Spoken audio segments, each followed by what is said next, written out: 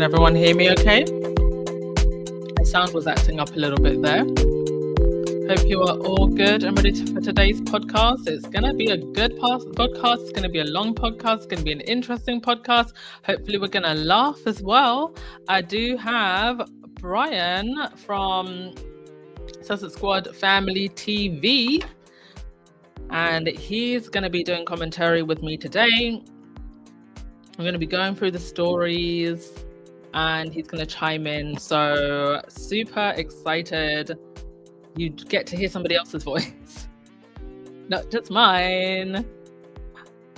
I always love having a guest on, and Brian is always amazing. Make sure that you go and subscribe to his channel, please. One of the mod squad, if you've got him and his link to his channel, please do put it in the chat. Much appreciated. Don't forget to hit that thumbs up button, please, and subscribe. We are racing through February. We're almost halfway through February. Can you believe it? And we've already been given so much this month. Well, this year.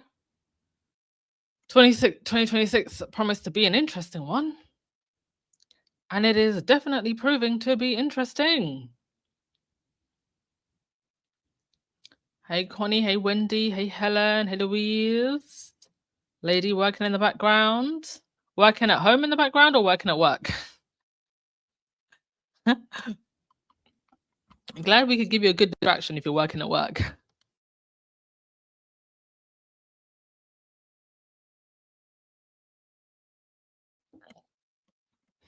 All right.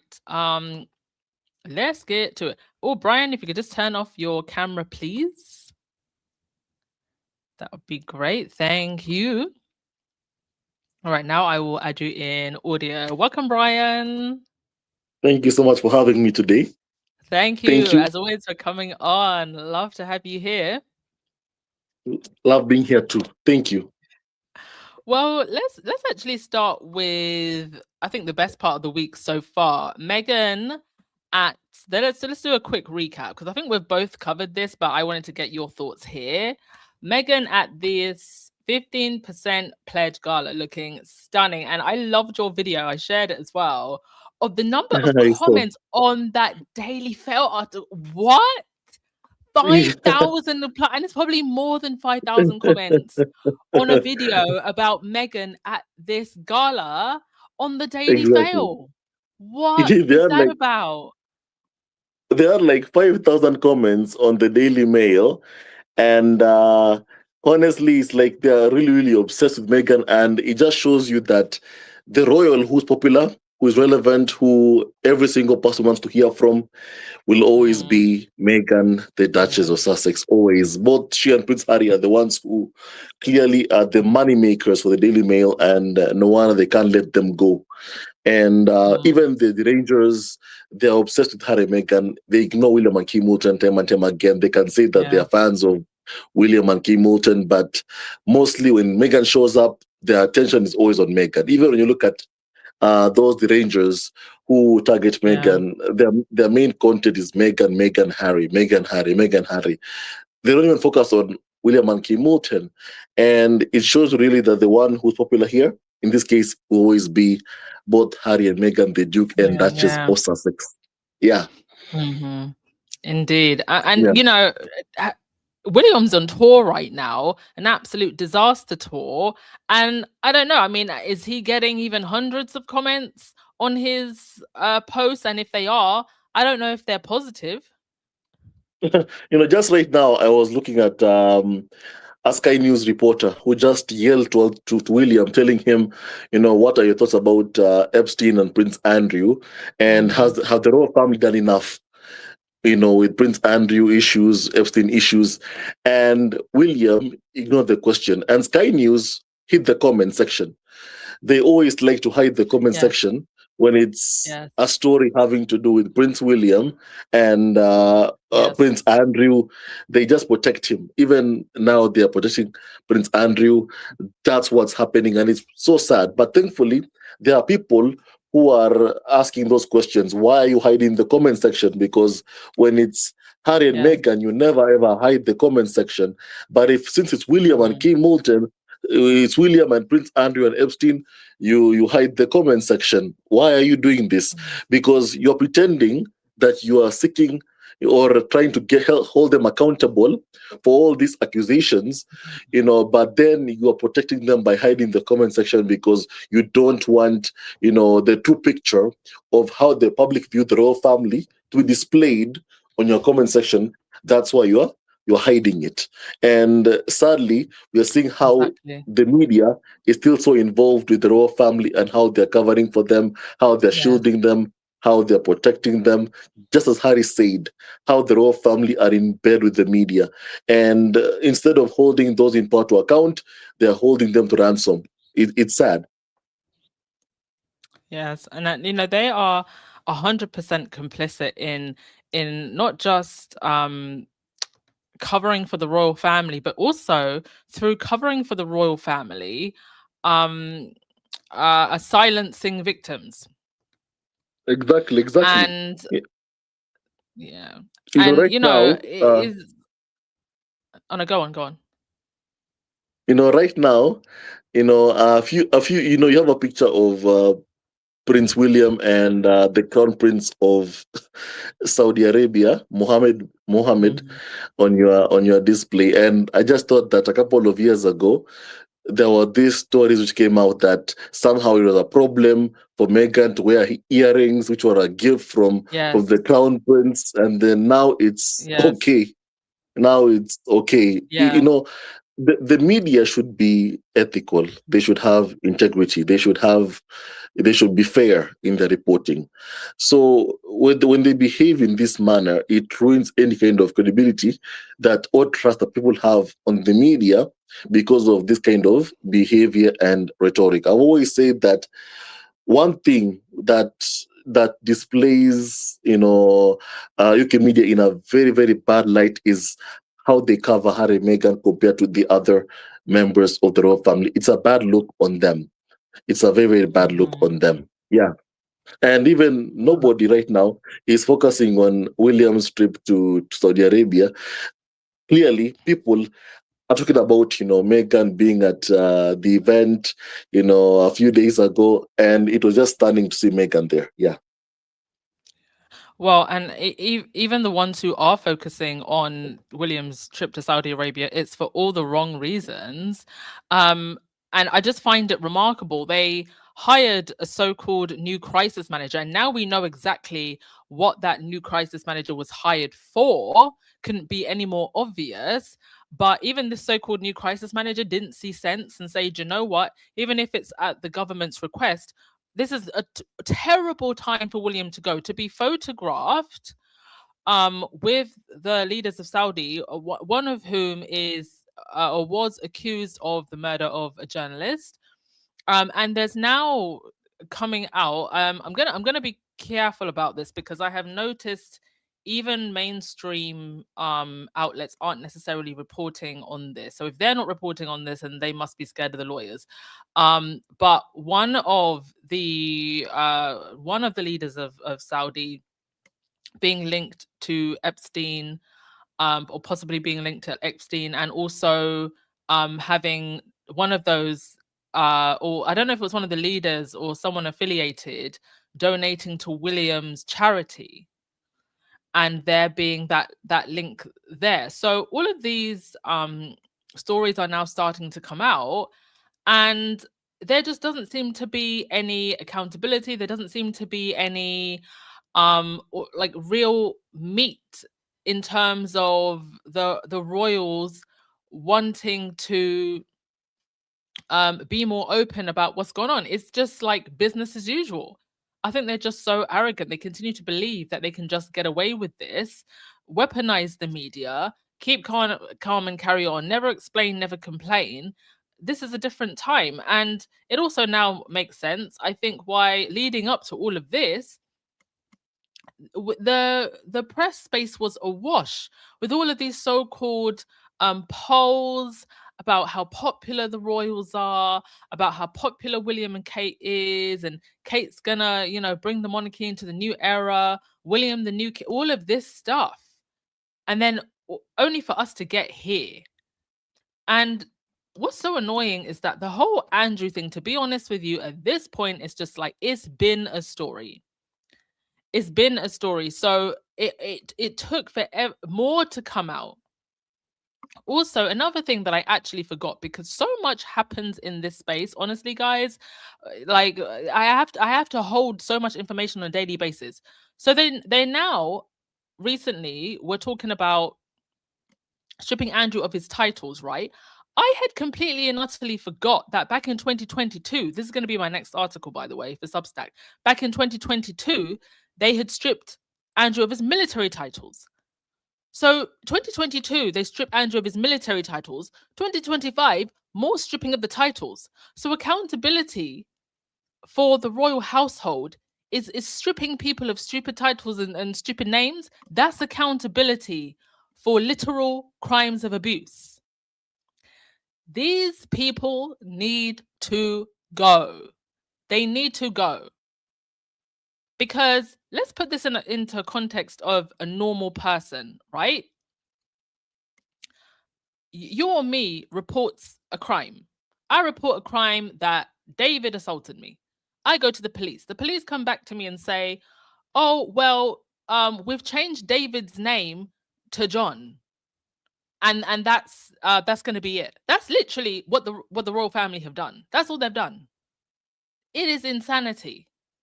I don't know why the so-called crisis manager didn't try to. I mean, I guess all of this trip and everything was planned. But I also think it's William in his desperation to be a so-called statesman. This is what it looks like to him. He wants to be on the global stage. I don't really think that he's thinking this through. Still in this one-sided competition with his brother. And so here we are now with yet another crisis. That PR crisis manager, I hope she really does love her job. Brian, do you want to add anything to that? So what I can say is, you've said, every single thing that, was actually on my mind. William was accused of his charity took money from Epstein Foundation back a couple of years ago, like 13 years ago. It took around $50,000 from charity. Now the royal family have this behavior whereby they take money from different sources, then they say it is going to charity, but you don't really tend to see where that money really is going. Most of it, you can say, maybe pays staff or funds the activities of the royal family, but you can't really say where all of this, money is really going to. And what I can say about, Prince William right now is that, yes, indeed, he did hire that crisis PR manager, who we are told by the Wikimedia is doing this because of Harry and Meghan. That's why he's doing this. But clearly, he knew what was coming. He knew what was coming. And that's why a few days ago, we all had this story about how his charity took money from the Epstein Foundation because he knew what was coming. I feel like what he's been trying to do is damage control. Robert Jobson and the other royal experts say that about William is that he's someone who likes control. He doesn't like losing control over something, over a situation, over something, over someone, even over, in this case, for example, Prince Harry doesn't like losing control over somebody or something or situation. Now, just imagine how he's felt over the years when, losing control over Prince Harry. Remember, this is someone who said that he had psychological power over Prince Harry. He had like some kind of power over him. And now he felt like he was losing that power. And no wonder he completely, lost it. He got very angry. Look at even Spare when you read it, how William was so angry when he was trying to turn Harry against Meghan, and Harry wasn't just agreeing with every single thing he said. In Spare, Harry says that William got so upset, we saw some red mist, he got so angry to describe, William's anger towards him because he wouldn't just accept that, Meghan, all these lies that UK media was spreading about Meghan, that she's difficult, when in truth, this is exactly what William, really is. He's someone who is more like has this behavior of a dictator. He likes, Yes. things going his way. And when he loses control, he gets really, really upset. And he saw what was happening, he saw what was coming. And that's why he hired this crisis PR manager to do every single thing, in their power to make him look better. And I feel like in a way, to some extent, it's really, really working a bit. Why? Because we don't see media outlets or people talking so much about how he said it, he took money from this person or that person. If this was Harry and Meghan, they Yes. would spend days, weeks, Mm-hmm. months talking about it just to soil their name or ruin their reputation. But because it's Prince William, you're seeing total silence right now. They spoke Yeah. about it one day and 100%. then they moved on. Then we have Sky News, closing off the comment section after asking Prince Mm-hmm. William one question, just one question about have the royal family done enough to deal with the Epstein issue.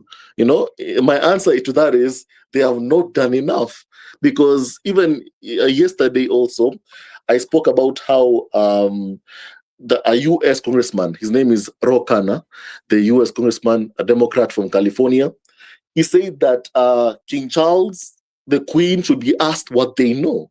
He said that even this how they are just removing or changing Andrew's name from, oh, you know what, you're not going to be called Prince anymore.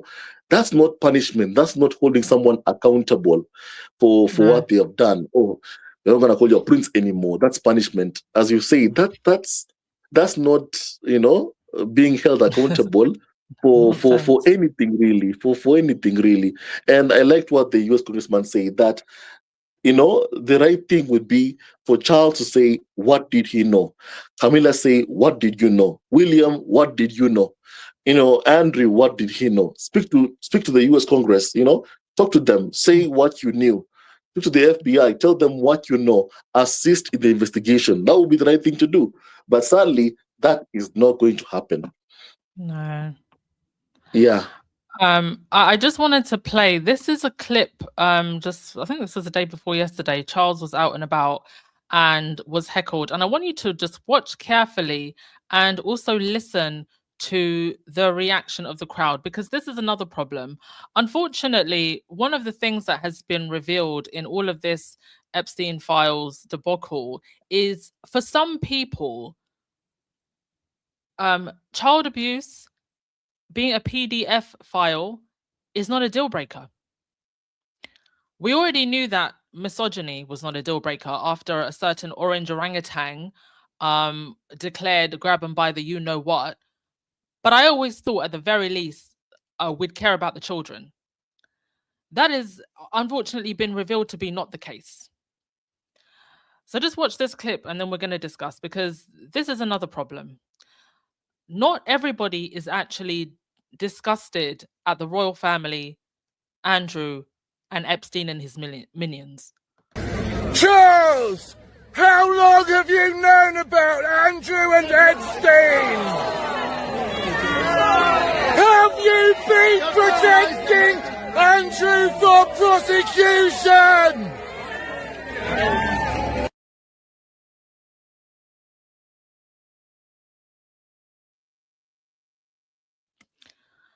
Now, that's actually a much shorter clip. There is another clip from Channel 4, which is longer, but for copyright reasons, I can't play it. But you had the heckler yelling at Charles, and then you had the crowd booing, scoffing, and screaming, "God save the king!" And look at the faces of these people, and look at the demographic of the crowd. And there are children in this crowd. There are little girls and there are little boys in this crowd. There are little girls in this crowd who are learning in that moment that the abuse of their bodies does not matter. Little boys are also learning that too, but the majority of the perpetrators in the Epstein files were males.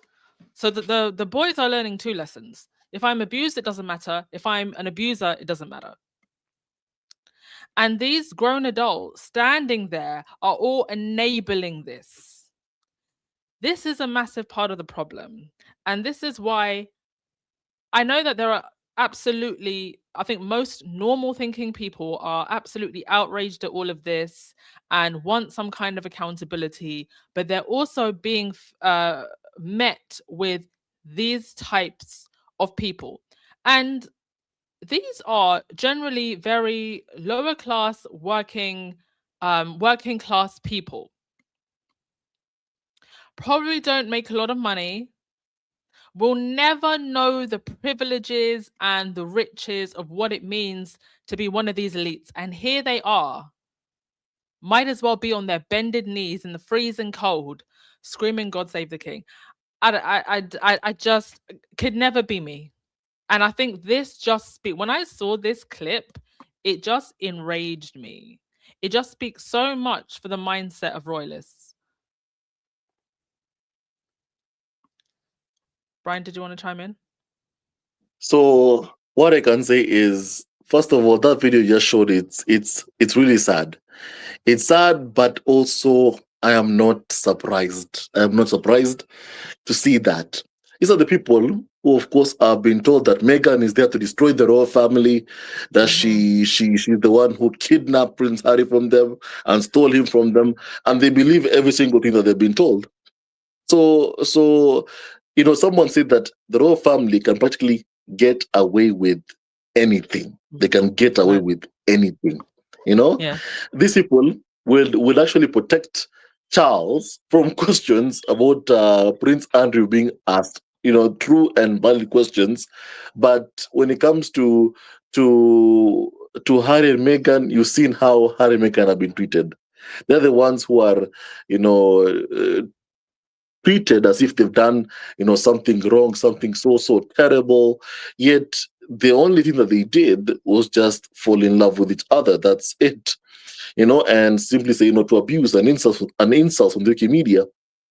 But what we are seeing here, with how some people are trying to, silence the person who's asking about Prince Andrew, maybe don't affect King Charles. King Charles is the same person who paid money. He paid 12 million pounds to Virginia Giuffre. It was part of that money was his. So and the Queen also gave some money as well before, of course, she passed away. But really, the person we are told in particular paid most of the money is Charles. Why? Because at that moment they had to protect the Queen. So the heir, was told, "Hey, you need to do something for us. Just do something for us." And Charles asked for a couple of favors from the Queen. He said, "Listen, I want Camilla to become the Queen. The Queen when you pass away. So you need to approve that before I agree to give out any amount of money." So Charles basically what he did was he blackmailed his own mother. Essentially, that's what he did to get what he wanted, and he got what he wanted. And the Queen issued a statement saying that Camilla should become the Queen consort. And we saw what happened also after she passed away. Then we had, oh, you know what? Not Queen consort anymore. Queen Camilla. Now we have Queen Camilla, not even Queen consort anymore. And yet, nobody is accusing Charles of betraying his mother's wishes or going against his mother because of how, of the deal that he has with the UK tabloids, of course. And some people sadly have been brainwashed into thinking that Harry and Meghan are the ones who are the real villains. That's the problem that we have here. But you know what? Don't mind Charles or Prince William.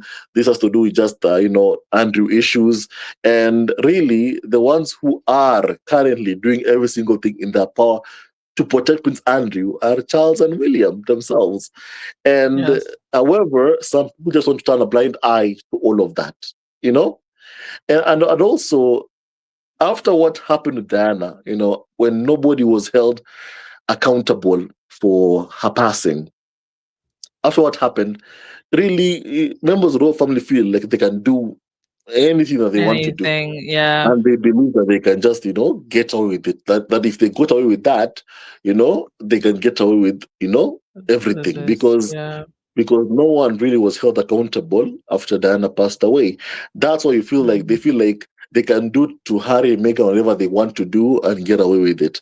So because they have the media on side. And sadly also we see how the media does shape public opinion of how people perceive, this royal or that royal, Charles or William or Camilla or Kay Moulton, how they view them. So they feel like as long as they have the media on side, they can get away with many, many things, just as long as they have them on their side.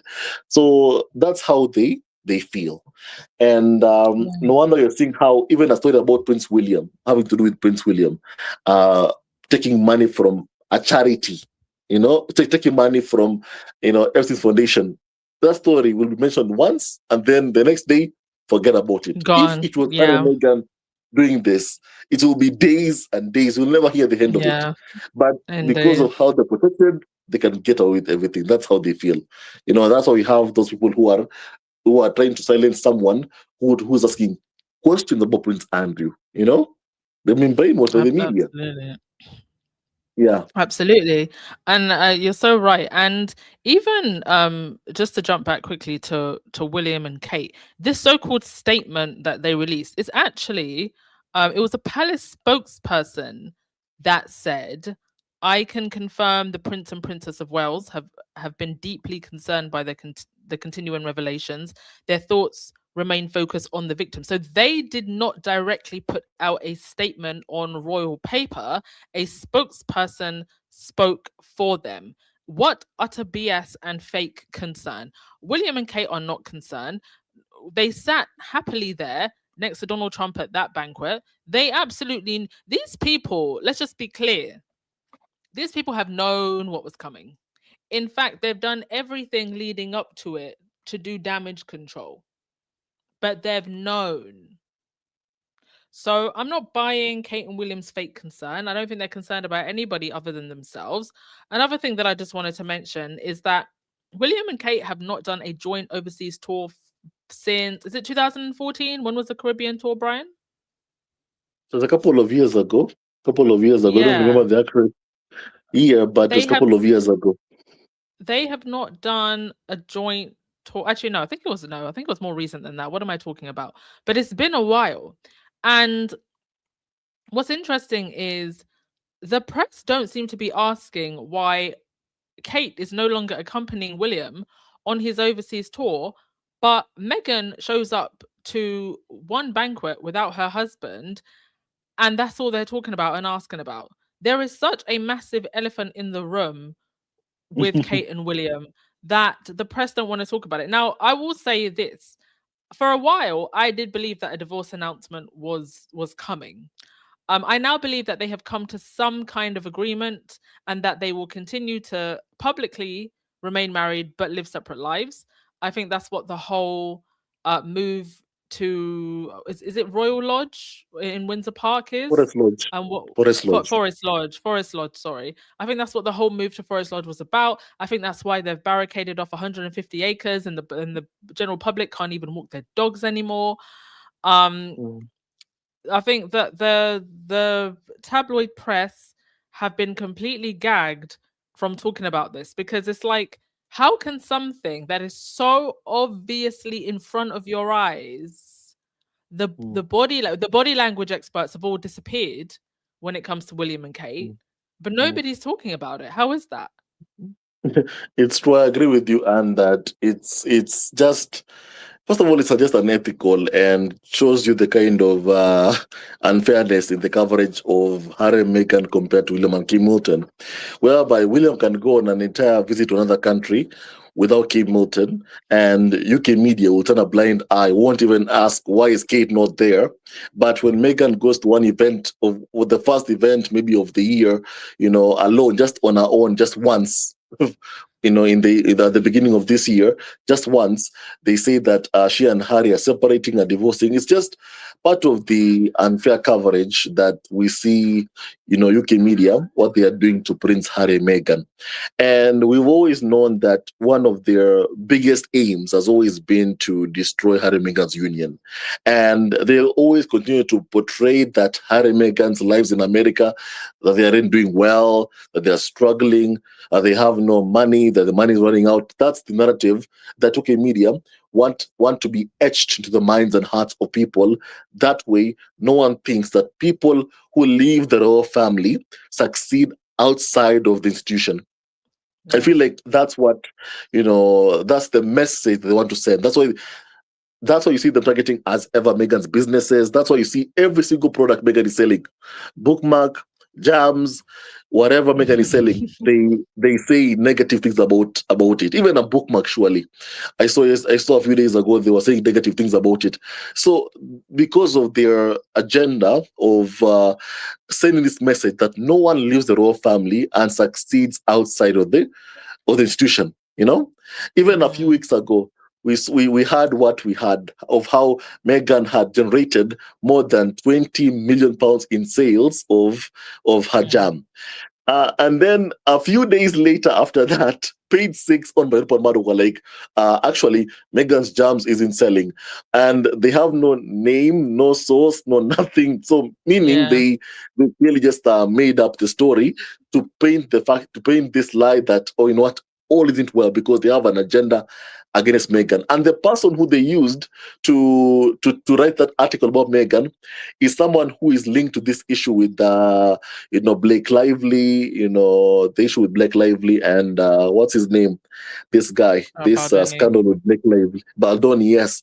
That person Yeah. who wrote that piece is someone whose sister has been mentioned as one of the people who are being used to destroy someone's, character, who His engaged character, in, yeah. character campaign against Blake Lively. So Mm, we are seeing that effort being put by the farm and UK media and even the Murdoch own press to paint this lie that Harry and Meghan aren't doing well in America when really they are. And also on the issue that you spoke about, how Buckingham Palace, how Prince William and Kim Moulton was saying that their thoughts are with the victims. And I do agree with you that they're lying. Why? Because first of all, even you see that it's a PR statement. They've been told by the PR guys to say that. yes. Because Edward also was asked by CNN a few days ago that question, about Epstein, the Mm, Epstein emails about Prince Andrew. What did he say? He said that his thoughts are with the victims. What did William say? Same thing. Buckingham Palace, yeah. what did they say? Same thing. So it's a PR statement that they are Mm, using, which shows you that really it's all about self-preservation, not that they care about the victims. Because if they did, they would want the victims who've been wronged to get justice. But yeah. that's not what 100%. we are seeing in this case. Yeah, 100%. And I don't know if they will have the balls to extradite Andrew. I think the only scenario I see that happening is if they want to use Andrew as a fool person. But that could also backfire because he might start quacking. So they've kind of exactly. put themselves in a weird situation because where do they actually go from here? Do you think that they're just going to, as they always do, try to see if this blows over? I believe so too. That's exactly what I'm seeing them trying to do. They're trying to do every single thing in their power to ensure that they can find a way to make all of this just blow over. People just forget about it, or they'll even look for something negative about Harry and Meghan to try and use to turn people's attention away from all of this. That's why you're seeing right now there are multiple role experts who are coming up with comments saying that Meghan doesn't want Harry involved with this issue with the Eugenie Beatrice to be dragged into the Epstein, issues.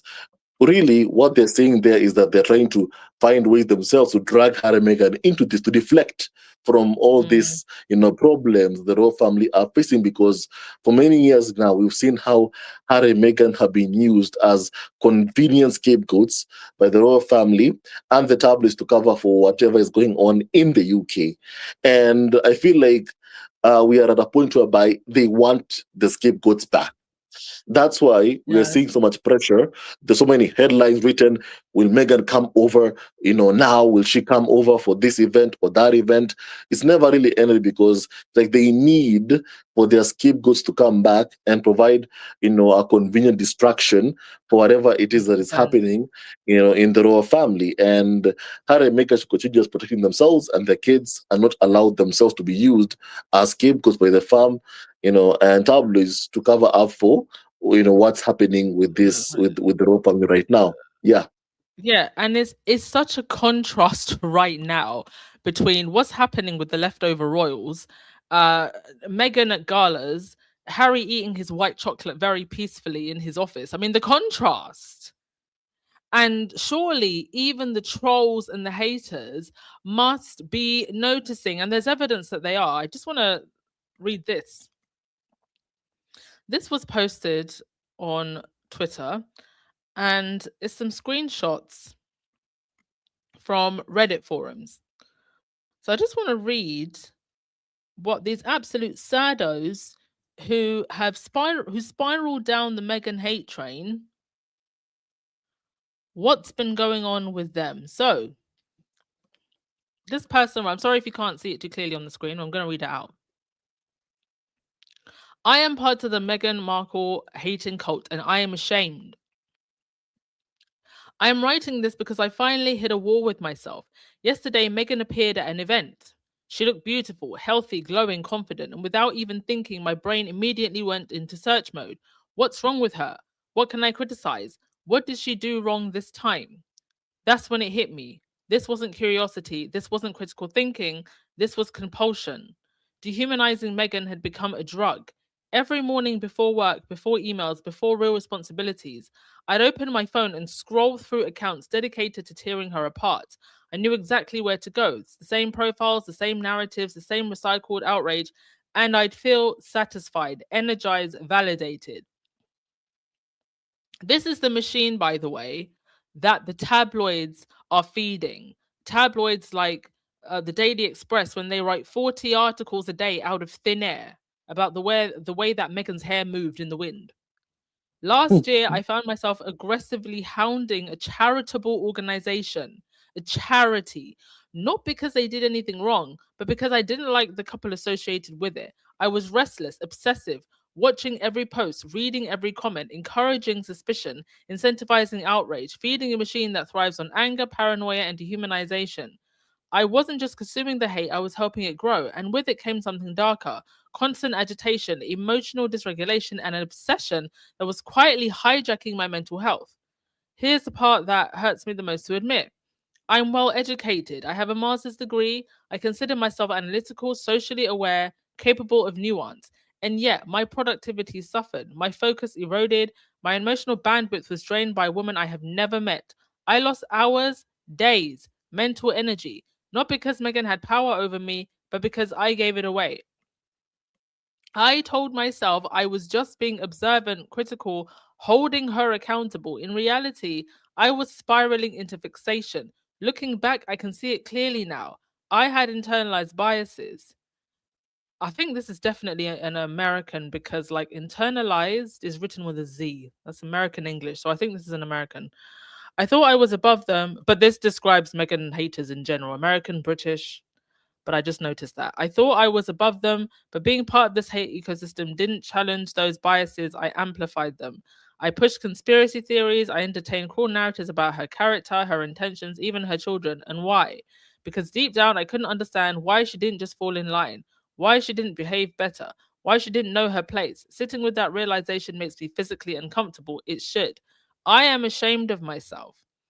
What finally broke me was watching the reaction to the Girl Scout documentary. Accounts I followed, accounts I trusted, were proudly dehumanizing children, mocking them, questioning their legitimacy, stripping them of basic humanity for clicks and clout and ideological purity. I felt nauseous. I remember thinking, what have I become? A junkie who gets a dopamine hit from hating another woman, from participating in mass cruelty disguised as commentary. That's not who I want to be. That's not the life I want to live. So I am done. And here are some of the responses. This one says, my Korean mum is a Trump supporter and she watches Meghan hate videos. I got into a small argument with her because the video she was watching was of a woman repeating the same sentence over and over again. Apparently, Meghan crossed her legs in a car and took a picture, and the picture was taken near the bridge Diana died. Oh, this is when she went to Paris, and that was disrespectful to Prince Harry. I told my mom that was fake and Meghan was nowhere near the bridge, and why the F would she care if she did? She got mad and said she likes to stay informed. People are dying, mother. This is another one. Oh my, somebody else said, oh my God, the same thing happened to a friend of mine, friend of mine's mother. She had a phone filled with doctored images of Meghan and would spend all day watching hate videos of her, and her husband eventually left her. It's insane that there's two of them walking around. The hate seems so random. She's like the most benign person on earth. It's insane. Somebody else said, what an interesting read. I watched my sister, 54 years old, a mum of two teenagers, lose my brother-in-law because of this obsession with Prince Harry and his wife Meghan. Her kids, my two nephews, are sick of their mum who got so consumed first with hating Angelina Jolie and then hating Meghan. How did it happen? Mind you, for those of you who haven't been following the Angelina Jolie, Brad Pitt, he also has been weaponizing the media. I think he actually hired the same PR firm that's been bullying Blake Lively and is also linked to a PR person who was bullying Meghan.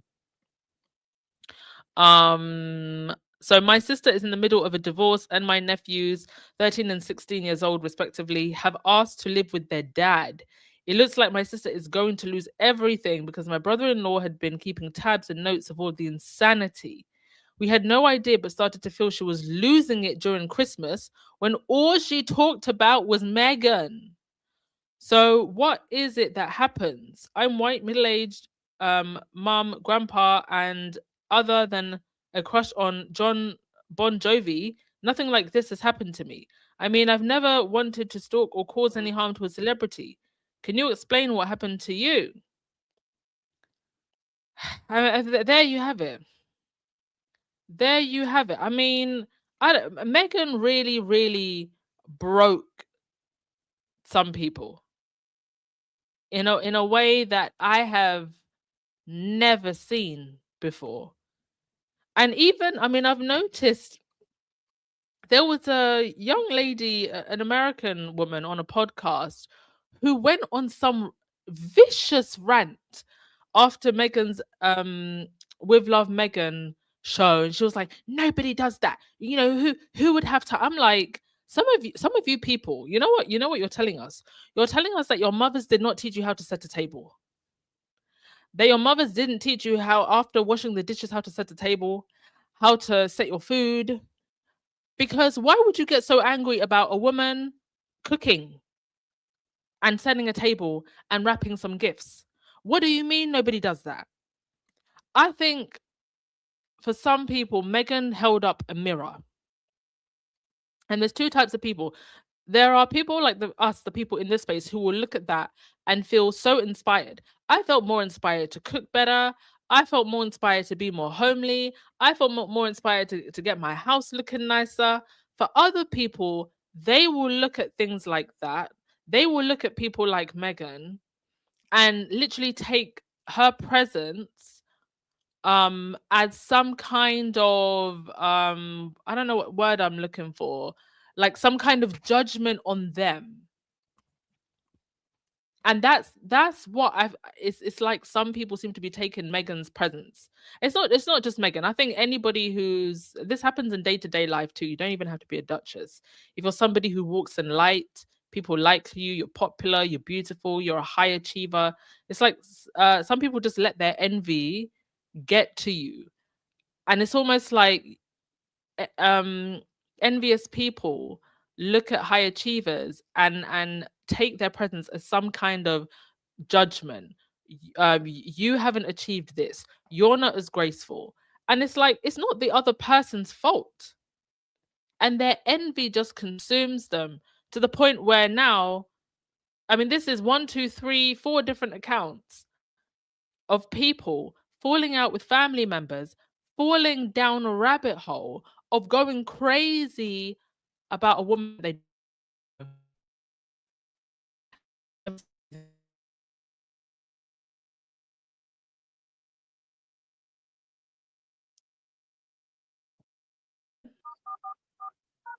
Brian there?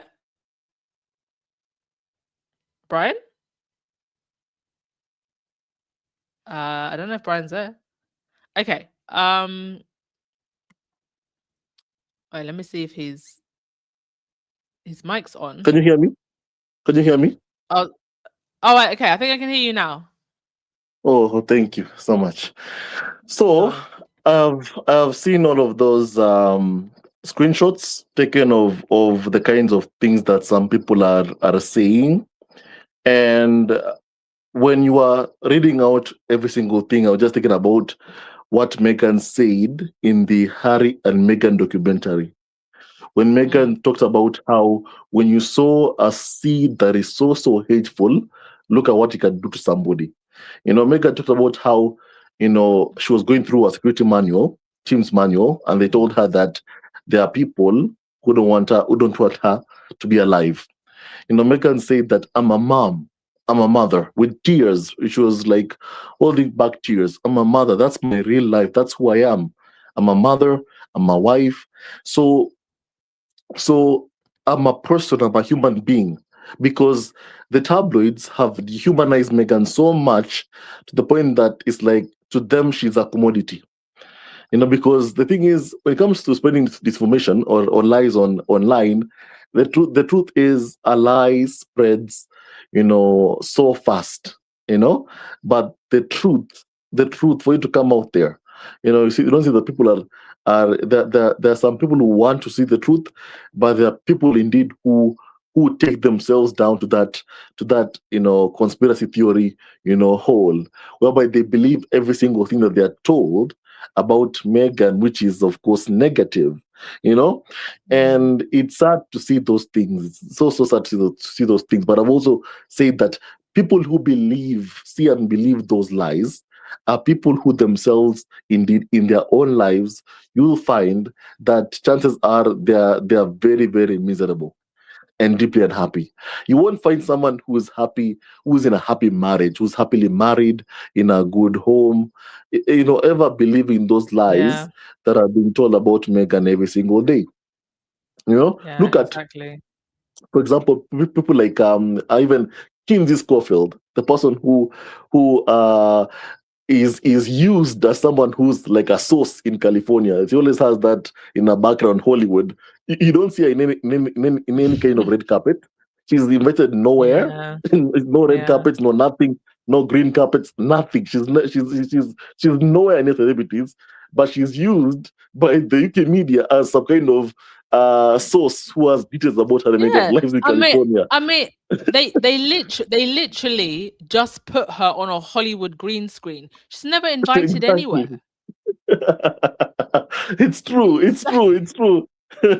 It's true about Kinsey. It's true. Like she's never invited anywhere. I don't see her in the Oscars. I don't see her in the Grammys. I see her nowhere. But she's used as a kind of voice of reason who knows about Megan's life in California, what Megan is doing, what she's up to. I'd be concerned if Kinsey knows anything. You know why? Because of what she did a couple of years ago, whereby she removed Megan's face out of Megan's own, engagement Oh photos, yeah, I and remember that. depicted that she's the one who's marrying Prince Harry. So most of them feel like as if Meghan is the one who stole Harry from them, and that Harry would have looked at them if he never fell in love with Meghan, which is in the truth. Because even look at Harry's testimony in court a few weeks ago. What did Harry say? Harry, Rebecca English, for example, the lawyer for the Daily Mail, was saying that, you and Reb were asking, or telling Prince Harry, was Rebecca English your friend? Harry said that, no, this person is not my friend. But it shows you really that even in their defense, how they were defending themselves, their defense was, oh, but Harry's my friend. Oh, but Harry talked to me once. He called me once. He's my friend. Harry said, they are not my friends. They lie about me. They can never be my friends. So most of them feel as if they can lie about Harry 24 hours a day, lie about his wife Meghan, and then they are still friends. That's why they feel so entitled.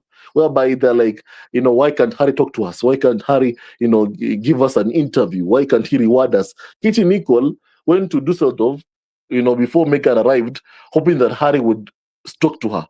In court, she's someone who's been accused of using unlawful means to gather Mm. information about other people. So, but then they when you go to court as a defense, the lawyer says, "Harry's my friend." You are their friend.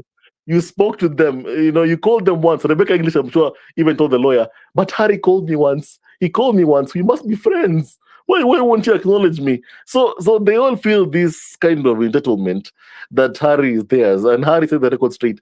These people are not my friends. But despite what he Yeah. said, you still have, them somehow thinking or daydreaming that, somehow they have rights over Prince Harry, and that somehow Meghan is the one who took him away from them. That if Meghan wasn't around, maybe Harry will talk to them. Maybe Harry will buy them a glass of beer. People like how Arthur Edward speaks. Harry would buy me beer. All that all that stuff, while he says negative things about Harry's wife. So I think that Harry made it very, very clear. These people are not and will never ever be, his friends. Why? Because of the lies that they have told about him, right now, in the past.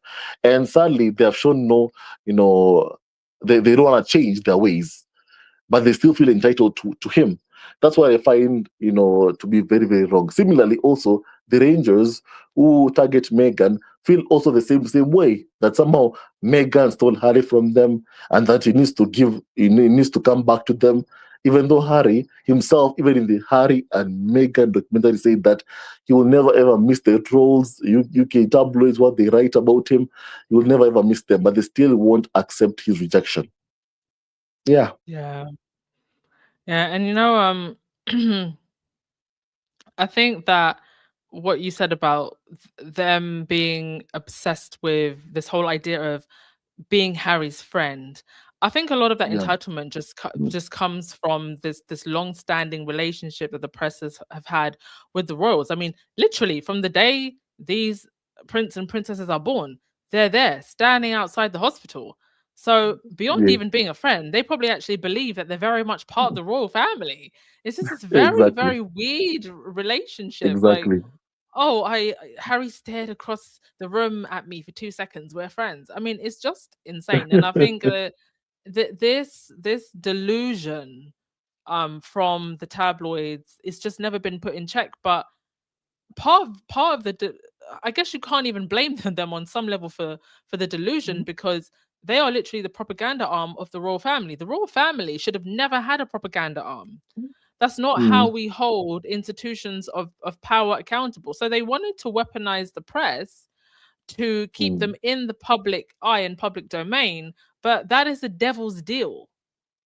exactly. And it's Mm, always going to be a very just it's always going to be a relationship where both sides are walking a tightrope, because let's be honest, it's not like the tabloids right now don't have dirt on the remaining royals. They have all the dirt, they know exactly. everything.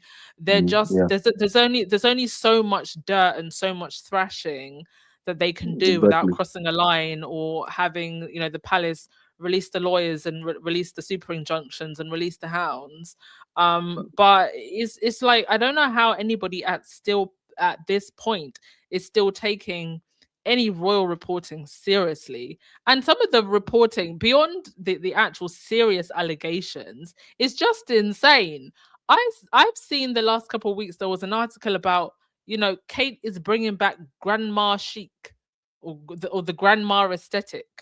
Kate ties her hair up. This type of I mean, who is even reading this? Who is reading this? I don't They- they- understand it. there's still a market. There's still a market for that propaganda. That's why they keep on, pushing it out. And I must say also, do you know Royanika? The one who works Yes. for the at the Times. She has a picture of Prince Harry on her profile. Many years later, despite saying negative things about him, she still thinks about the interview that she did with Prince Harry many years ago. And she's someone who says negative things about Harry and Meghan every single day, mostly about Meghan, of course. And she still thinks that she somehow, Harry will somehow one day maybe give her an interview again, maybe in the future. Most of them, they have this habit. They have this, tendency. They feel so entitled. Yeah, that's the word. They feel entitled so much. But really, on what you just said, if you're my friend, if you really are my friend, there's no way you would lie about me, target my Yeah. wife, abuse my son, abuse my daughter when she's born, bully her over her name, and then say you're my friend. All these things they've done to Prince Harry.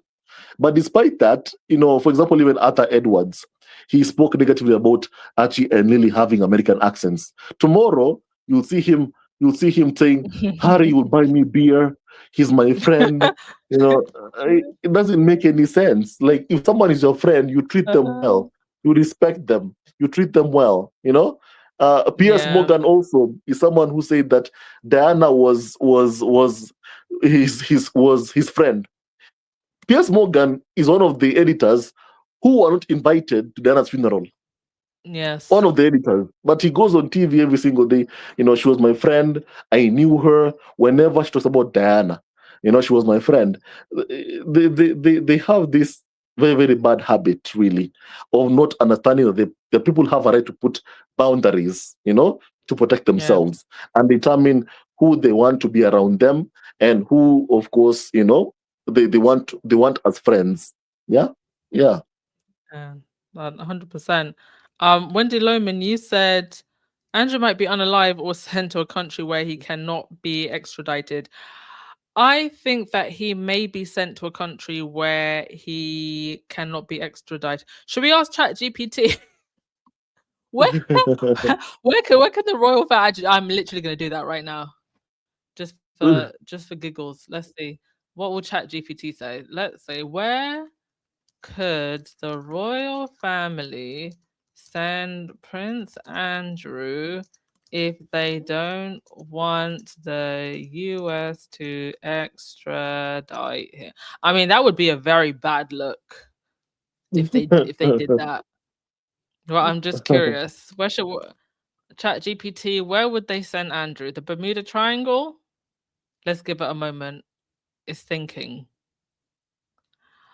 Um, Celeb Bitchy actually just posted a really good. I was a little bit afraid to speak about this, because you don't know whose lawyers are listening. But Celeb Bitchy just did an article about Prince William's Earthshot taking $1 million from a close associate of Jeffrey Epstein. So I'm actually gonna read that, and then we can discuss. So let's have a look. If the British royal family wanted, but okay, before we read that, if the British royal family wanted to avoid the possibility of Angie being extradited to the US, the realistic options would be limited and politically complicated. Um, First, a key point: the UK does not extradite to the US. Oh, that's interesting. The UK does not extradite to the US under UK-US extradition treaty. So, simply keeping him in Britain would automatically prevent an extradition if formal charges were brought and the court approved it. Okay, I did not know that. That said, there are theoretical options people often speculate about. Other than keeping him in the UK, if the US authorities formally charged him and requested extradition, the decision would be handled by the UK courts and the Home Secretary, not the royal family. The monarchy cannot override extradition law. Okay, that's interesting. I didn't know that. They can move into a country without a US extradition treaties. These include Russia. That's a no. China, maybe. Certain, China would be a no. Certain Middle Eastern countries, that's probably quite likely. Some African or Caribbean nations. However, this would be diplomatically explosive. It would look like fleeing justice, severely damage the UK's international standing, and create a constitutional crisis. They could also send him to a Commonwealth realm or a friendly nation, countries like Canada, Australia, New Zealand. I mean, all three of those countries have talked about taking the monarchy away. Very likely. So the most likely scenario is diplomatic protection. Oh, diplomatic protection, very unlikely. He is no longer a working royal and does not hold diplomatic immunity in the traditional sense. The UK government would not grant immunity purely to shield him from criminal process. Well, I beg to differ, knowing this government. So the key legal realities: extradition decisions are legal, not royal, handled by courts, ultimately signed off by government officials, not the king. Even Charles does not have the authority to personally block extradition. Well, he may not have the legal authority, but we know how these things work. Charles can definitely twist some arms. Prince Andrew was not criminally charged in the US. He faced a civil lawsuit from Virginia Guthrie, which was settled out of court for 2022. Civil cases do not involve extradition. If criminal charges were filed, staying in the UK would not automatically protect him. Moving abroad to avoid extradition would cause massive political unrest, and the royal family cannot legally override extradition law. In practical terms, there is no easy, clean country the royal family could send him to without triggering severe diplomatic and constitutional consequences. I mean, I'd definitely be here with popcorn and tea if they did, but there's our answer. I think the most likely one, if they were going to do that, would probably be a Middle Eastern country. They have close ties there, protections there. Right. Next, let's just move on to. I want to read this article.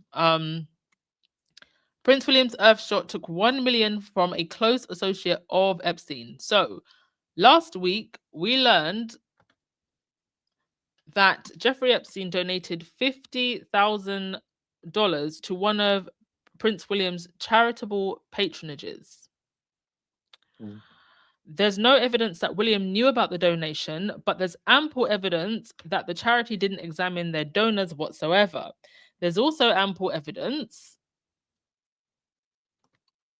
that if Prince Harry was the one with a second-hand connection to Epstein, the British media's coverage would look much, much different. Well, this week, Prince William was in Saudi, where he once again got mixed up in the ongoing Epstein drama. He met Crown Prince Bonsor Mohammed bin Salam, who was also a close Epstein associate.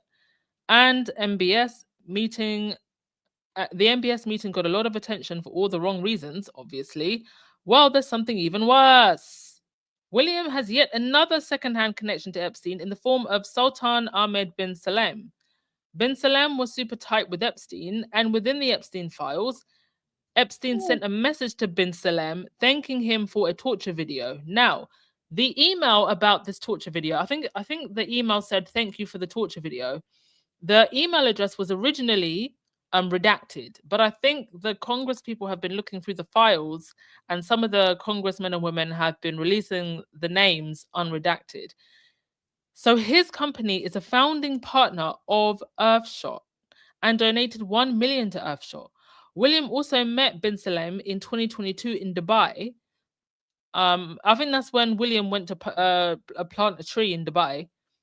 So Prince William's Earthshot charity has been reported to the UK Charities Watchdog following fresh Epstein file revelations. It has emerged that Emirati billionaire Ahmed bin Salem, the chairman and chief executive of DP World, has been implicated in the Epstein scandal. In 2009, while he was still serving his 18-month sentence in Palm Beach jail, but allowed release, Epstein emailed Salem, "Where are you? Are you okay? I love the torture video." DP World was a founding partner of Earthshot and donated £1 million to the charity. The CEO of the anti-monarchy campaign Republic, Graham Smith, has lodged a formal complaint with the Charity Commission, saying the seriousness of the matter requires a full and comprehensive investigation. He said William has lots of questions to answer about what he knew about Andrew and Epstein, and now he must explain his relationship with Salem. I mean, the other question about all of this is, why aren't the royal staff cross-checking who donates money, and why isn't that being cross-checked with other intelligence agencies before you just be taking money from everyone and anywhere? These people just don't care. They just want the money. And what are these foreign entities that donate this money to William's charity? This isn't charity. Let's just get this straight. These people are buying access. And what are they getting access to when they give William this money? When they give Charles £250,000 in cash money bags, what are they getting access to? It is not credible to believe the Foreign Office, security services, or other advisors were not aware of Salem's character and would have been able to advise accordingly. Earthshot has a duty to due diligence, to ask questions about donors and where the money is coming from. Did they do that there? And also, by the way, if William needs a fall guy, he has one. Because who's still sitting on the chair of Earthshot? It's Jason Knopf. If so, did William overrule their better judgment? In the context of this widening scandal, we need answers. Indeed, if anybody at Earthshot raised a concern, did William shoot it down? Questions have also been raised about how Prince William was allowed to use a government-funded visit to the UAE to promote his project. Andrew has been accused of using his official overseas trips to promote his business interests. It appears William has been using official trips to promote his charity interests, said Smith. Earthshot is not a UK government project, so why was he using visits to the Middle East to promote the charity? Salem is also the brother of Mohammed Ben Salem, the head of the FIA, which governs the world's motorsports championships, including Formula One. Recently disclosed documents revealed that Salem emailed Epstein in 2015 that he met a girl 2 years ago that went to an American university in Dubai. I'm not going to read what was in that email because it's just incredibly disturbing and it's making me angry even looking at the message. So this is a straight line to William. I would argue that MBS meeting was a lot worse just because MBS is more powerful and he literally ordered the assassination of a Washington Post journalist. But still, William's coziness with a man who apparently sent torture videos to Epstein is pretty close to a smoking gun. Suddenly, William's people are going to start pushing stories about won't someone think of the poor? Won't somebody think of William's poor mental health? I'm lost for words. I'm disgusted. I'm horrified. It's just yet another day, more evidence of powerful people getting away with the absolute worst. Brian, do you want to say anything? So you spoke about what do they get in return for this money that they receive. With Charles, for example, we found out that he would sell, CBEs, OBEs, all these royal honors in exchange for, some money. For other people, what they're doing here, that they're buying access maybe to get some kind of, favors. That's what they tend to get, from all of this stuff. It does look bad on Prince William that this scandal right now is coming, basically he's being involved in all of this, issues. And it shows really of just how, first of all, the kind of dirt that is on these members of the royal family. On Charles, on Prince William, the tabloids know too much about them that they're so terrified of what they, of what the tabloid media can reveal about them if they, of course, fall out of line, and that's why the royal family, that's Charles, William, they're never ever gonna side with Harry and Meghan over the tabloid media, because if this is what, of course, is coming out, just imagine, that there is clearly more. There must be clearly so much more that tabloids know about William, that they're covering up for him to protect him and keep him safe from all of this in a way, but of course also holding him ransom. Like, they know that we have this on you, William. If you fall out of line, we're gonna tell every single person that we know this about you. So all these things which are coming out are indeed deeply troubling. How Williams Earthshot took $1 million from a close, associate of Jeffrey Epstein. It is very, very concerning, and yet we're having the Rangers, as you said earlier on, calling for there to be some kind of investigation on Harry and Meghan's charity. Yet we have all of this coming out Yeah. about Prince William.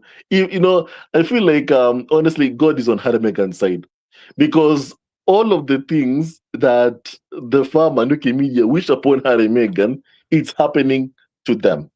All of Yes. the bad things that they want to Yes. happen to Harry and Meghan, it's happening to the other members of the royal family.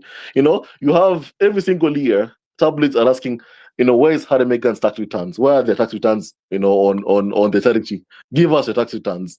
They never ask about William, his Yeah. tax returns on the charity. They never ask about that. Now we are having all of this coming out about Prince William. It shows you that there is so much that is being hidden that people don't really know. But I believe the tabloid media know. The tabloids Yes. know. They know. But they're, of course, covering up for them. They're covering up for them as part of the never-ending data they have on the senior members of the royal family. That's why when Harry sues Daily Mail or the Mirror, you get Piers Morgan coming out and saying, "Oh, you know what, Harry wants to destroy the royal family, but Harry is not suing William or Charles.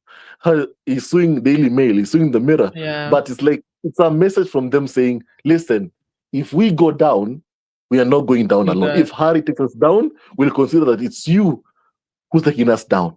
That's the Yeah. message that they're saying to the royal family. That's, to I'm understanding many things because of what's happening right now. I now understand why Piers Morgan says, Harry wants to destroy the royal family, even though Harry is suing the Yeah. Mirror or Daily Mail. I understand why he's saying it because it's a message to the royal family, Charles and William. Listen, if Harry takes us down, if we go down because of Harry, we'll consider that Yes. it's you who's taking us down. And that's why you see how William and Charles are so scared that they do everything in their power to distance themselves from Harry's court case. When Harry's in the UK, Charles says, I won't see you. I won't see you when Yeah. Harry is in the UK. Why? Because of your court case against the Daily Mail. It's like Charles is showing his approval to these tabloids over his own son because of what they have on him, because of what they have on Prince William. But yet you Yes. have the same tabloids who write articles with headlines saying Charles would love to see his grandkids. Charles would love to see Prince Harry. Yet when Harry's in the UK, he won't see him. He won't see his own son when Harry's in the UK, and yet Harry rarely comes to the UK oftenly. I mean, you would want as a father to see your son, even if oftenly, but we're not seeing that in Charles. You can say because he's a failure as a father, but also because of the kind of dirt that the tabloid media have, on him.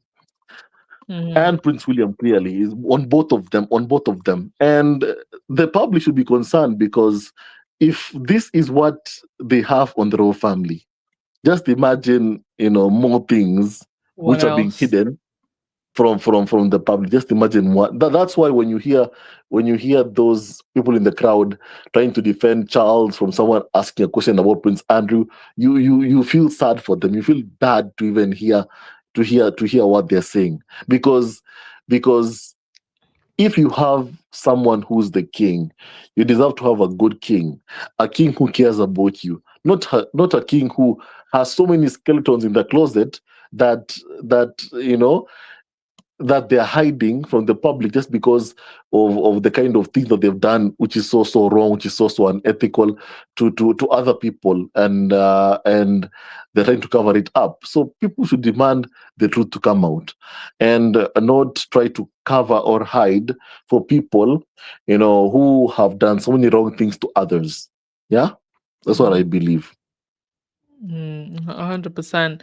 And like I was saying earlier, where do they actually go from this? And I think we both kind of agreed that they may attempt to just see if they can kick the can down the road long enough for people to forget. As I've often said on the podcast in past years here, I mean, it's not like the peasantry are marching down to Buckingham Palace with tiki torches, screaming abolish the monarchy. So I almost feel as if until that day comes, until you visually see people rioting and protesting, I honestly think they're just going to carry on business as usual. I don't think anything is really going to move them. I don't think outrage is going to move them.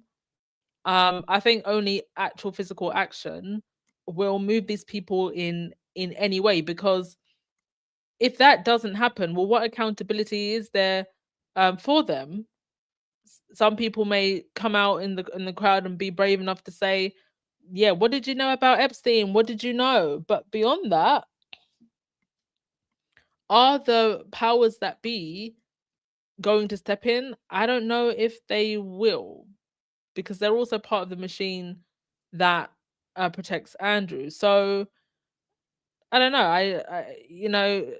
Is this just going to be another case of we let things blow over? Because again, this all started a decade ago, and it's been a decade of disaster after disaster. The Newsnight interview of things just blowing over. And then the next thing happens, and then we take away his military titles. And then the next thing happens, and then we take away more of his titles. And then the next thing happens, and then the accused dies. And then the next thing, I mean, it's like it's just been a constant wheel, and every single time the wheel turns, something comes out. And yes, people get more and more outraged. People are more aware of what's going on. What's coming out is more and more heinous. But at what point does something actually physically get done? Like, if we don't get there, if we don't get to that point, then we're nowhere. I also do think, before I let Brian interject, I also do think that a weak spot and a weak point for all of this and the royal family is going to be when Charles passes away. I think even now, with all of this Epstein stuff, they haven't seen the worst. I think when Charles has to depart this earth, and William, it's time for William to now step in. I think it's going to be even more chaos than what we're seeing now. Brian? I feel like, yes, I agree with you. The royal family appear to be rattled because of all of this, questions, being asked about Andrew and Epstein. Even the statement from the palace spokesperson that said that, what Charles has done, things which of course are unprecedented, like take away Andrew's titles, all that stuff. They feel like it's enough. We've done everything we could possibly do. Enough now. Let it go. Enough now. But it's not really enough. It's not really enough. Enough is, of course, true justice for the victims that the royal family pretend that they care about. But all they're doing here is protecting themselves, really. That's what that is what we're seeing them, doing every single thing, in their power to do. They're doing every single thing to protect themselves and of course Prince Andrew. They said that they'll do every single thing in their power to work with the police to with the issue on Prince Andrew. So basically, King Charles is someone who gives the head of the police, a royal honor, or those OBEs and CBEs. How do you expect that the Yes, head of the police exactly. will give you, will do something right in the investigations? How do you expect that? You can't rely on them to do anything, really. You cannot. You cannot. That's why him going to the FBI and the US Congress, that is what it will be, something significant. But, Prince Andrew, police in the UK, whereby Charles gives the head of the police a royal honor, you can't expect them to Doing anything. conduct a thorough investigation. Yeah, exactly. Remember that these are the same police whereby a few years ago we saw what happened to Sarah Everett, right? Whereby Kay Yes. Moulton went to that event and then protesters were arrested, and then in the police report they put Megan's name there. Megan's name appeared in Oh the yeah, police report. right. I remember that. Yeah, Megan's name appeared in a police report saying that she was the one who was at an illegal, vigil for Sarah Everett. Yeah, it was Kim Moulton who was there. So once again, the palace used their power because I don't buy this. Oh, in what? We were confused. I don't buy it. I don't buy that. I don't buy what they say that they were somehow confused. So I don't buy that. Kate was there, and they must know Kate's name. So them putting Meghan's name just shows you that there's some other power, some Yeah. other force behind it that ensured that Kate's name was removed and swapped with Meghan to paint Yeah. Meghan in a negative light, because Meghan and Prince Harry are the ones who are used as scapegoats to cover for the royal family, and this has been going on for a very, very long time. So and I feel like that's what the royal family are looking for right now. They're looking for that scapegoat that they can use right Yeah. now, and they would beg right now, for Harry and Meghan to be there to serve as a distraction for whatever is going on right now. But the good thing is that Harry and Meghan are not there Oh, to be there. that Yeah. distraction that the royal family are looking for. So, because when it comes to which royals are the ones who are popular, of course, it's Harry and Meghan. They're the ones who are the most popular royals in the world. Not William, not Kim Moulton, not Camilla, not Charles. Kate can disappear for days or weeks, and UK media won't even care. But Meghan, if she's not seen for like 2 days already, the questions being asked, where Mhm. is Meghan? Where is Meghan? So that shows you exactly who are, the royals who the royal family would of course want to use as scapegoats to cover for Prince Andrew, for Prince William, and the other members of the royal family. But thankfully, Harry and Meghan aren't there to be their scapegoats. Yes. Yeah. So also, I don't believe you can count on the police in the UK to do something, yet they can't No. even, get the correct name of a royal. Surely they can't do that, right? So you can't count on them, at least not in the UK. Yeah. No, no. I've always said that even if Harry gets his security, and I believe that decision is coming up soon, these people can't be trusted. I do think that they may try to use Harry's security issue as a distraction. Oh, look, we gave him security, that kind of thing. Another thing that I just also wanted to touch on, because you're here, Brian, Harry's court case, Mm, when he was in the courtroom, his stalker being there. What did mm, you think about all of that? And do you think this stalker is genuinely just some deranged, either crazy fan who's maybe a little bit obsessive, a dangerous non-fan who mm. needs a close eye, looking at, or do you think that she's someone who is actually connected to the palace and or the press? Who do you think this person is, and what do you think is what their agenda is?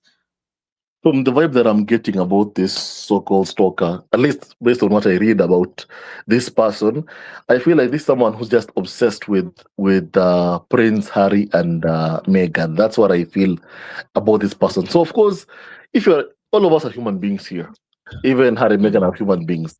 So I would not want someone who, of course, follows me everywhere. Right? I'd be concerned. mm, Listen, I have a wife, I have children. My wife is someone who has been targeted with a smear campaign for the past 9 years. Of course, I'll be concerned whenever I go anywhere. I see you in every single place I go. So I'll be concerned, obviously, and I have to take precautions to protect myself, because it's even. I don't know if this person is a fan, someone with good intentions or bad intentions. I do not know, mhm. but Yeah, we don't one know. thing is for sure.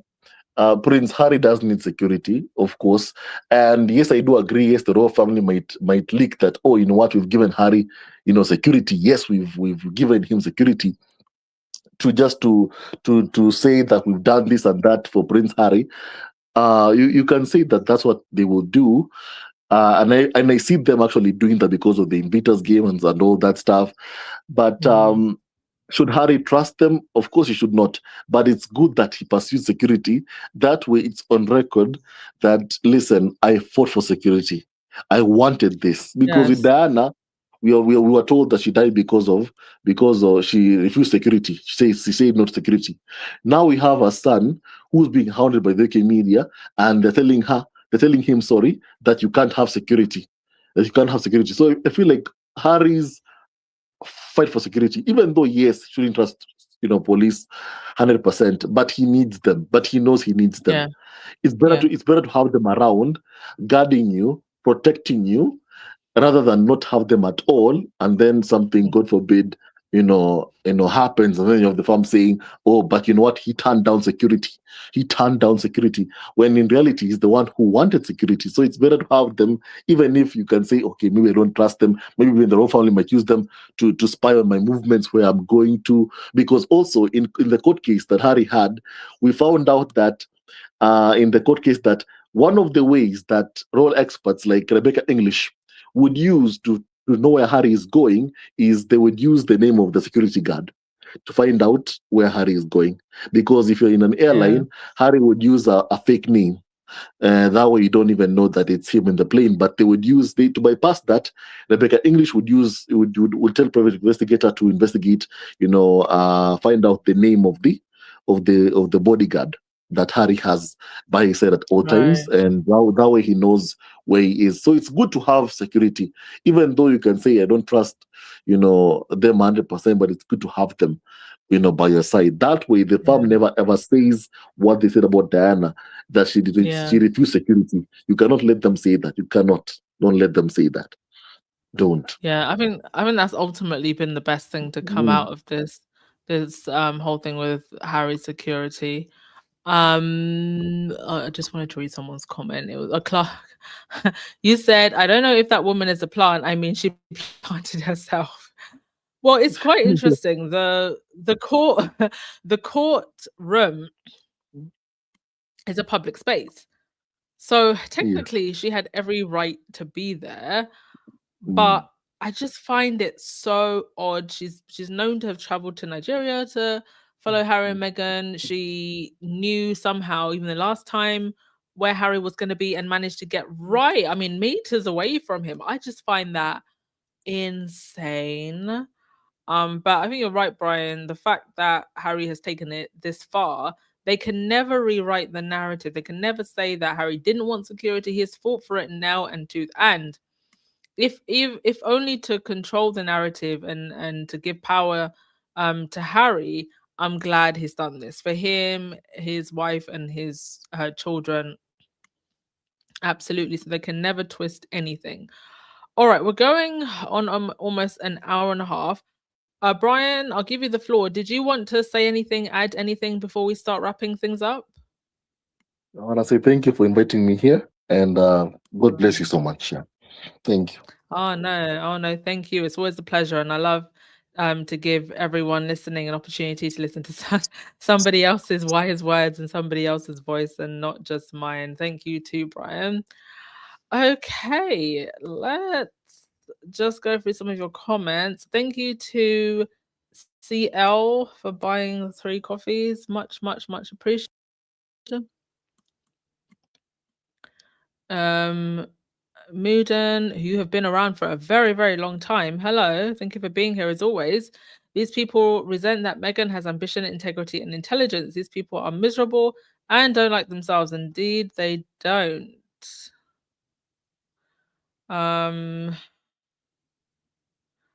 Shoda Cece, you said that what's also strange, Andrew's former girlfriend, Victoria Hervey, is also Fergie's friend, going to parties together everywhere. She's become a fierce defender, loud on TV shows. Yes, and she keeps on being platformed. She was platformed on LBC.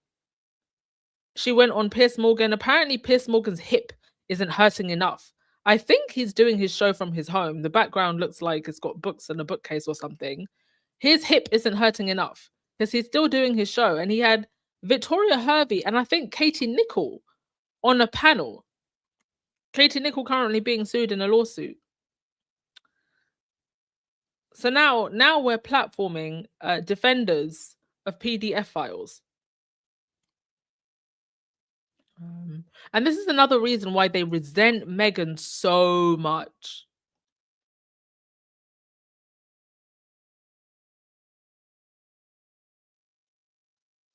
The likes of Victoria Hervey, they know what they did to get into these circles, to stay in these circles, to make money. They absolutely resent, so they can't say that Meghan did the same thing. They resent it. It makes them sick that Meghan used her charm, her intelligence, that she's educated. She didn't have to do no dirty to get where she is. And she was chosen by the prince. Oh. Jealous doesn't even begin to describe. And that's why they're out here having mental breakdowns, as we saw in those Reddit posts. Yes, Jane, they don't believe that Meghan is deserving of the beautiful life she has. YM Droid! Oh my, YM Droid, are you still in the chat? Are you still in the chat, YM Droid? If YM Droid is still in the chat, I will extend the podcast. If she's still in the chat and she wants to chat and come up, I will extend the podcast by just a little bit. I didn't even realize that you were here, YM Droid. If I had known, if I had spotted that earlier, I would have had you up earlier. Let me give it a minute. Do you want, if YM Droid, are you still here? And if you're still here, would you like to come up? If not, Ellie, I've got her email, and I think I'll have her on next time. Okay, that's okay. I will have YM Droid on next time. All right. Let's wrap things up. Thank you as always, everyone. On your way out, please hit that thumbs up button and subscribe button, please. Links in the description box if you want to donate. Definitely helps with the podcast, especially January and February are awful months for YouTubers. Appreciate you all. We will catch up again tomorrow. I will give YM Droid an email, see if she wants to come on, and we will have a nice little chat also. Okay, enjoy the rest of your day, folks. Ciao.